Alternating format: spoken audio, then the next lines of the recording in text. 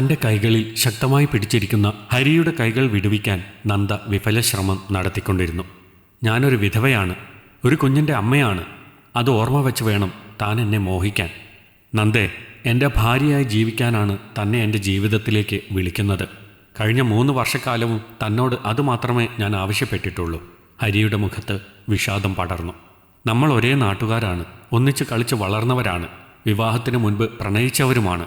പക്ഷേ ഹരിയേട്ടനെ ചതിച്ച് മറ്റൊരാളുടെ താലിക്ക് കഴുത്ത് നീട്ടിയവളാണ് ഞാൻ. ഹരിയേട്ടൻ്റെ കണ്ണീരിൻ്റെ ശാപമാവാം ആ ബന്ധത്തിന് 2 വർഷത്തെ ആയുസ്സേ ദൈവം നൽകിയുള്ളൂ. നന്ദയുടെ സംസാരം കേട്ട് ഹരിയുടെ മുഖം കൂടുതൽ വിഷാദത്തിലായി. അയാൾ അവളുടെ കൈകളിൽ പിടിമുറുക്കിയിരുന്ന തൻ്റെ കൈകളെ വിടുവിച്ച് അവളെ ഉറ്റുനോക്കി നിന്നു. നന്ദേ, താൻ എന്നെ ചതിച്ചു എന്നൊരു ചിന്ത അല്പമെങ്കിലും എൻ്റെ മനസ്സിലുണ്ടെങ്കിൽ കഴിഞ്ഞ 3 വർഷക്കാലം തൻ്റെ സമ്മതത്തിനു വേണ്ടി ഞാനിങ്ങനെ നിഴലുപോലെ എല്ലായ്പ്പോഴും കൂടെ വരുമായിരുന്നോ? തൻ്റെ അന്നത്തെ സാഹചര്യങ്ങൾ ആരെക്കാളും നന്നായി എനിക്ക് മനസ്സിലാവും. ഇപ്പോഴത്തെ പിള്ളേർ പ്രേമം ഉപേക്ഷിച്ചു പോകുന്ന പെണ്ണിനെ തേപ്പുകാരിയായൊക്കെ പരിഹസിച്ചേക്കാം. പക്ഷേ അച്ഛനമ്മമാരുടെ കണ്ണീര് കണ്ടില്ലെന്ന് നടിച്ച് സ്വന്തം ഇഷ്ടത്തിലുറച്ച് നിൽക്കാനുള്ള തൻ്റെ ഇടമില്ലായ്മയെ തെറ്റായി കാണാൻ എനിക്ക് പറ്റില്ലടോ. ചില സമയത്ത് പ്രണയത്തേക്കാൾ വില കൽപ്പിക്കേണ്ടത് അച്ഛനമ്മമാരുടെ കണ്ണീരിന് തന്നെയാണ്. ഹരിയുടെ സംസാരം കേട്ട് നന്ദയുടെ കണ്ണുകൾ നിറഞ്ഞൊഴുകി. ഒരാശ്രയത്തിന് അവൾ ഉമ്മറത്തെണ്ണയിലിരുന്നു. എന്നാലും എനിക്കിതൊന്നും ഉൾക്കൊള്ളാൻ സാധിക്കുന്നില്ല. ഞാൻ കാരണം ഹരിയേട്ടൻ ഒരുപാട് വിഷമിച്ചില്ലേ? ആ സമയത്ത് ഞാൻ മറ്റൊരാൾക്കൊപ്പം സുഖമായി ജീവിക്കുകയായിരുന്നു. എനിക്ക് നിങ്ങളുടെ സ്നേഹം ലഭിക്കാനുള്ള യോഗ്യത ഇല്ല ഹരിയേട്ടാ. ഇനിയെങ്കിലും ഞാൻ പറയുന്നത് കേൾക്ക്. മറ്റൊരു പെൺകുട്ടിയെ കണ്ടെത്തി വിവാഹം ചെയ്യണം. ഹരി നന്ദയെ നോക്കി പുഞ്ചിരിച്ചു.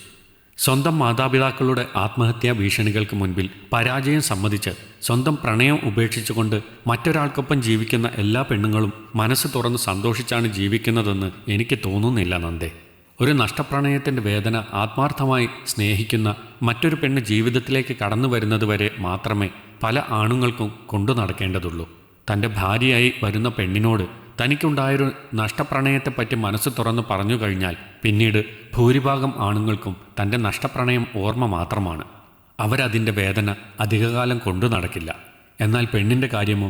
അതിനെപ്പറ്റി ചിന്തിച്ചിട്ടുണ്ടോ താൻ? തൻ്റെ വീട്ടുകാർക്ക് ഒരു പ്രശ്നവും ഉണ്ടാകരുതെന്ന് കരുതി അവരെല്ലാം മറച്ചുവെക്കും. തനിക്കൊരു പ്രണയമുണ്ടായിരുന്നെന്നും അത് വീട്ടുകാർക്ക് വേണ്ടി ഉപേക്ഷിച്ചിട്ടാണ് വിവാഹത്തിന് സമ്മതിച്ചതെന്നും തൻ്റെ ഭർത്താവിനോട് തുറന്നു പറയാൻ മടിക്കുന്നവരാണ് ഭൂരിഭാഗം സ്ത്രീകളും. തൻ്റെ നഷ്ടപ്രണയത്തെപ്പറ്റിയും താൻ കാരണം തകർന്നുപോയ കാമുകനെ പറ്റിയുമുള്ള വേദന അവരെ അലട്ടിക്കൊണ്ടേയിരിക്കും. ആരോടും പങ്കുവയ്ക്കപ്പെടാതെ മനസ്സിൽ കൊണ്ടു നടക്കുന്ന വിഷമമായതിനാൽ പെട്ടെന്നൊന്നും അവരുടെ മനസ്സിൽ നിന്ന് ആ നഷ്ടപ്രണയം ഒഴിഞ്ഞു പോകില്ലടോ.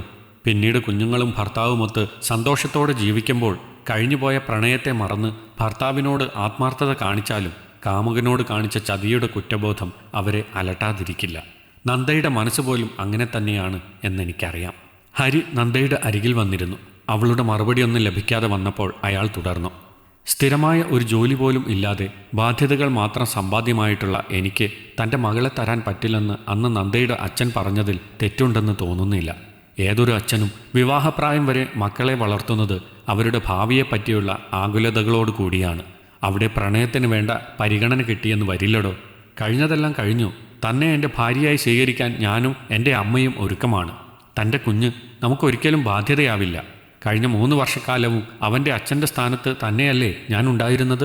അതിലെന്തെങ്കിലും കുറവ് ഇനിയുള്ള കാലവും വരില്ല. തൻ്റെ വീട്ടുകാർക്കും നമ്മുടെ വിവാഹത്തിന് സമ്മതമാണ്. പിന്നെ എന്താടോ നമ്മുടെ കാര്യം സമ്മതിക്കാതെ താൻ എന്നെ ഇപ്പോഴും വിഷമിപ്പിക്കണേ? ഹരിയേട്ടാ, അന്ന് ഞാൻ കരഞ്ഞ് കാല് പിടിച്ച് യാചിച്ചിട്ടും സമ്മതിക്കാതിരുന്ന അച്ഛൻ നമ്മുടെ വിവാഹത്തിന് ഇപ്പോൾ സമ്മതിച്ചത് വിധവയായ ഞാനും എൻ്റെ കുഞ്ഞും ഈ വീടിനോ എൻ്റെ സഹോദരനോ ബാധ്യതയാകരുതെന്ന് കരുതി മാത്രമാണ്. അവിടെയും അച്ഛൻ്റെ സ്വാർത്ഥതയ്ക്ക് ബലിയാടാകാൻ ഇനി ഹരിയേട്ടനെ കൂടി ഞാൻ അനുവദിക്കില്ല. ഹരിയേട്ടനെ ഇവിടെ വരാം, എൻ്റെ കുഞ്ഞിനെ കാണാം. അതിന് ഞാൻ ഒരിക്കലും തടസ്സം പറയില്ല. പക്ഷേ അതിൽ കൂടുതലൊന്നും നമ്മൾ തമ്മിൽ വേണ്ട. ഹരി നിറകണ്ണുകളോടെ നന്ദയെ തന്നിലേക്ക് ചേർത്തു നിർത്തി. പെട്ടെന്നുണ്ടായ അയാളുടെ പ്രവൃത്തിയിൽ സ്തംഭയായെങ്കിലും നന്ദ കുതറി മാറാൻ ശ്രമിച്ചു. പക്ഷേ ഹരിയുടെ കൈകൾ അവളെ കൂടുതൽ ശക്തിയോടെ തന്നിലേക്ക് അടുപ്പിച്ചുകൊണ്ടിരുന്നു. നീ എൻ്റെ പെണ്ണാണെന്ന് ഓർമ്മ വെച്ച കാലം മുതൽക്ക് മനസ്സിൽ കൊണ്ടു നടന്നതാണ് ഞാൻ. തൻ്റെ അച്ഛൻ്റെ കണ്ണീരിനു മുൻപിൽ ഒരിക്കൽ താൻ എന്നെ ഉപേക്ഷിച്ചു പോയി. ഇനിയൊരിക്കൽ കൂടി തന്നെ വിട്ടുകളയാൻ വയ്യടോ. താൻ സുഖമായി ജീവിക്കുന്നുണ്ടെന്ന് ഞാൻ കരുതിയിരുന്നത്. പിന്നീട് എപ്പോഴോ ലീവിന് നാട്ടിൽ വന്നപ്പോഴാണ് തന്നെ ഭർത്താവ് മർദ്ദിക്കുന്നുണ്ടെന്നും അയാളൊരു മദ്യപാനിയാണെന്നുമെല്ലാം ഞാൻ അറിഞ്ഞത്.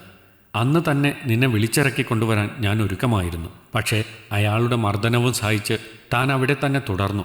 2 വർഷക്കാലം അയാൾക്കൊപ്പം ജീവിച്ചിട്ട് തനിക്ക് എന്ത് സമാധാനമാണ് ജീവിതത്തിൽ ഉണ്ടായത്? തൻ്റെ ജീവനോളം വലുതല്ല അയാൾ കെട്ടിയ താലി.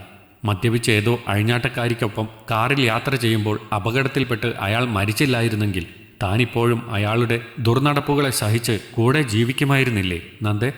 ആർക്കു വേണ്ടിയൊക്കെ തൻ്റെ ജീവിതം ഇങ്ങനെ നശിപ്പിച്ചു കളയും താൻ? ഇപ്പോൾ 3 വർഷമായില്ലേ വിധവയുടെ സാരിയും ചുറ്റി താൻ ഇങ്ങനെ ഇവിടെ വീട്ടുകാർക്ക് ബാധ്യതയായെന്ന പഴിയും കേട്ട് കഴിയണേ? തന്നെ ഇങ്ങനെ കാണാൻ വയ്യെനിക്ക്. ഇനിയെങ്കിലും തനിക്ക് വേണ്ടി ജീവിക്കടോ. എൻ്റെ കൂടെ വരണം താൻ. തനിക്ക് ബുദ്ധിമുട്ടാണെങ്കിൽ ഈ നാട്ടിൽ ജീവിക്കേണ്ട നമുക്ക്. എൻ്റെ ജോലിസ്ഥലത്തേക്ക് നിങ്ങളെ 2 പേരെയും ഞാൻ കൊണ്ടുപോകും. എൻ്റെ അപേക്ഷയാണ്. താൻ ഒരിക്കൽ കൂടി എന്നെ വിട്ടുപോയാൽ പിന്നെ ഞാനില്ല നന്ദേ. ഹരിയുടെ കണ്ണുകൾ നിറഞ്ഞൊഴുകി. ഒരു കുഞ്ഞിനെപ്പോലെ അയാൾ തേങ്ങുന്നത് കണ്ട് നിറകണ്ണുകളോടെ നന്ദയും തളർന്നിരുന്നു. മറ്റുള്ളവരുടെ സ്വാർത്ഥതയ്ക്ക് മുൻപിൽ ഒരിക്കൽ നമ്മുടെ പ്രണയം തകർന്നു. പക്ഷേ വീണ്ടെടുക്കാനാവാത്ത വിധം നമുക്ക് നമ്മളെ നഷ്ടമായിട്ടില്ലടോ. നമ്മൾ വിവാഹം ചെയ്താൽ നാട്ടുകാർ പലതും പറഞ്ഞേക്കാം. നിന്റെ വിവാഹശേഷവും നമ്മൾ പ്രേമിച്ചിരുന്നെന്നും അരുതാത്ത ബന്ധം നിലനിർത്തിയെന്നും കഥകളുണ്ടായേക്കാം. അത് പേടിച്ച് താൻ ഒരിക്കലും വിവാഹത്തിന് സമ്മതിക്കാതിരിക്കരുത്. ഈ സമൂഹം അങ്ങനെയാണ്. അതിൻ്റെ പേരിൽ വിധവയായി ജീവിച്ച് മരിക്കാൻ തന്നെ ഞാൻ വിടില്ല നന്ദേ. ഒരിക്കൽ എന്നെ ഒത്തിരി വിഷമിപ്പിച്ചതിൻ്റെ പേരിൽ താൻ വിവാഹത്തിന് സമ്മതിക്കണ്ട. തനിക്കും കുഞ്ഞിനും ഞാനൊരു നല്ല ഭർത്താവും അച്ഛനും ആകുമെന്ന് തനിക്ക് ഉറപ്പുണ്ടെങ്കിൽ മാത്രം താനൊന്ന് സമ്മതിക്കണം. ഒരു നിമിഷം അയാളെ തന്നെ ഉറ്റുനോക്കിയ ശേഷം നന്ദ ഹരിയുടെ തോളിലേക്ക് ചാഞ്ഞു. വിവാഹത്തിന് സമ്മതമെന്നോണം അവളിലൊരു പുഞ്ചിരി വിടർന്നത് അവനിൽ സന്തോഷമുണ്ടാക്കി. ഒരുപാട് വൈകിയെങ്കിലും ഒന്നിച്ചൊരു ജീവിതം ആരംഭിക്കുന്നതിൻ്റെ ആനന്ദം ഇരുവരിലും പ്രതിഫലിക്കുന്നുണ്ടായിരുന്നു. ഭർത്താവിനൊപ്പം താൻ സന്തോഷത്തോടെ ജീവിക്കുന്നുണ്ടെങ്കിൽ ഞാൻ ചിലപ്പോൾ മറ്റൊരു പെൺകുട്ടിയെ വിവാഹം ചെയ്യുമായിരുന്നു. തനിക്ക് വേണ്ടി കാത്തിരിക്കില്ലായിരിക്കാം. പക്ഷേ കുടുംബത്തിന് പോലും താനൊരു ബാധ്യതയായെന്ന് പറയുന്ന ഇങ്ങനെയൊരു സാഹചര്യത്തിൽ തന്നെ ഉപേക്ഷിച്ച് പോകാൻ എനിക്ക് പറ്റില്ലടോ. മറ്റൊരാൾക്കൊപ്പം ജീവിച്ചു എന്നതോ ഒരു കുഞ്ഞിൻ്റെ അമ്മയാണെന്നുള്ളതോ തനിക്കൊരു കുറവായി കാണാൻ എനിക്കാവില്ല. പ്രണയത്തിന് ഇങ്ങനെയൊരു വശം കൂടിയുണ്ടെന്ന് താൻ മനസ്സിലാക്കിയാൽ മതി. ഈ സമൂഹത്തിന് അത് മനസ്സിലാവണമെന്നില്ല. ഒരിക്കൽ തൻ്റെ വീട്ടുകാർക്ക് വേണ്ടി ഉപേക്ഷിച്ച പ്രണയത്തെ വീണ്ടെടുക്കണമെന്ന ആഗ്രഹം നന്ദയിലും പ്രകടമായിരുന്നു. അവൾ നിറഞ്ഞൊഴുകിയ കണ്ണുനീർ തുടച്ചു കളഞ്ഞ് പുഞ്ചിരിയോടെ ഹരിയുടെ വാക്കുകൾ കേട്ടിരുന്നു. അപ്പോഴാണ് അകത്തുനിന്ന് തൻ്റെ മകൾ ഉറക്കച്ചടവോടുകൂടെ നടന്നു വരുന്നത് നന്ദ കണ്ടത്. ഹരിയെ കണ്ട ആവേശത്തിൽ അവൾ അവർക്കരികിലേക്ക് ഓടി വന്നു. എന്താ ഹരിയച്ഛൻ വന്നിട്ട് എന്നെ വിളിക്കാതിരുന്നത്? ഞാൻ പിണക്കാട്ടോ. അച്ഛൻ വന്നപ്പോൾ മോള് നല്ല ഉറക്കത്തിലായിരുന്നില്ലേ? അതുകൊണ്ടാണ് വിളിക്കാതിരുന്നത്. ഹരി തൻ്റെ മോളെ വാരിയെടുത്ത് മടിയിലിരുത്തി കൊഞ്ചിക്കുന്നത് കണ്ടപ്പോൾ നന്ദയുടെ കണ്ണുകൾ നിറഞ്ഞു വന്നു. ഹരിയച്ഛൻ എന്ന അമ്മേനെ എന്നെയും ഇവിടുന്ന് കൊണ്ടുപോകണേ. വെറുതെ പറഞ്ഞ് പറ്റിക്കല്ലേ എന്നെ? അവൾ ഹരിയോട് ചിണുങ്ങി. അമ്മയെയും എൻ്റെ മോളെയും അച്ഛൻ ഉടനെ തന്നെ കൊണ്ടുപോകും അല്ലേ നന്ദേ? നന്ദ അവരെ നോക്കി പുഞ്ചിരിച്ചു. സത്യമാണോ അമ്മേ? ഹരിയച്ഛൻ നമ്മളെ വേഗം കൊണ്ടുപോവോ? പെട്ടെന്ന് തന്നെ കൊണ്ടുപോകാൻ പറയും നിൻ്റെ ഹരിയച്ഛനോട്. അല്ല, അങ്ങനെ വിളിക്കേണ്ട. ഇനി മോളുടെ അച്ഛനാണ്. അച്ഛനെന്ന് വിളിച്ചാൽ മതി കേട്ടോ. ഇരുവരുടെയും കണ്ണുകൾ സന്തോഷത്താൽ നിറഞ്ഞൊഴുകി. വിധവയുടെ വെള്ളപുതച്ച ആവരണത്തെ എടുത്തു കളഞ്ഞ് വർണ്ണത്തിൻ്റെ പകിട്ടേറിയ ലോകത്തേക്ക് നന്ദ മാറിയതിനൊപ്പം മാറേണ്ടത് സമൂഹത്തിൻ്റെ ചില കാഴ്ചപ്പാടുകൾ കൂടിയായിരുന്നു. ഈ കഥ നിങ്ങൾക്കിഷ്ടമായെങ്കിൽ ലൈക്ക് ചെയ്യൂ. നിങ്ങളുടെ അഭിപ്രായങ്ങൾ കമൻ്റായി രേഖപ്പെടുത്തൂ. കൂടുതൽ കഥകൾ കേൾക്കാൻ ഈ ചാനൽ സബ്സ്ക്രൈബ് ചെയ്യൂ.